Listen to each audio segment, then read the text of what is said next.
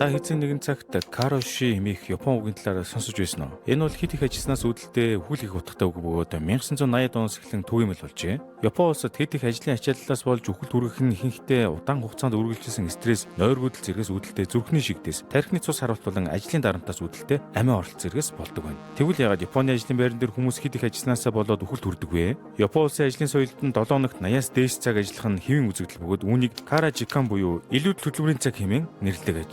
Япон бол өдгөө дэлхийн хамгийн өндөр хөгжилтэй баян чинэлэг улсуудын нэг билээ. Гэхдээ японочууд энэ өндөрлөлтөө зүгээр нэг хүрээгүй бөгөөд шаргуу хичээл зүтгэл ууггүй ажилласны үр дүнд өдгөө Япон улс хөгжлөөрөө дэлхийд гайхагцаар байна. Тэр ч утгаараа өнөө цагт Япон улс нь хамгийн токсик ажлын соёлтой улсуудын нэг учраас Японд ажлын үр дүнгээс илүү ажлын байран дээр байгаа цагаар тухайн ажилтны хичээл зүтгэлийг үнэлэх хандлага нь түгээмэл байдаг. Жишээлбэл өнөөдөр таны ажил дууссан ч дарагтай нь тараагүй бол та тарах ёсгүй. Яагаад гэвэл хүмүүс оройтож үлдснээрээ дарга болон өдөрт галбан тушаалтнуудаа өөрсдийгөө үнэнж байгаа гэдгийг харуулдаг гэж. Мөн японочууд амралт авахыг бусдад төвгүүдэн ачаа өрүүлж хэмээн үздэг тул олон япон ажилчид амралтын өдрөө ашиглаж чаддаггүй. Тэгвэл өнөөдрийн бичлэгээрээ бид Япон улсын энэхүү этгээд өрөмөц мэт токсик ажлын соёлын талаар ярьж өгөхөөр бэлтгэлээ. Компани ажилчдаа үхтэл нь ямар ч амралт чөлөөгөөр ажилуулна гэхээр яалтчгүй хамаагүй шар ус арзагнаж байгааз. Дээрээс нь та админ бичлэг рүү орохоос өмнө маань сувг дэмжиж лайк болон subscribe байхаа бити мартаарай. Учир нь тэгж үжил бид дараа дараагийн илүү сонирхолтой бичлэгүүдэд орлоо шүү дээ. Одоо ингээд бичлэг рүү орцгоё.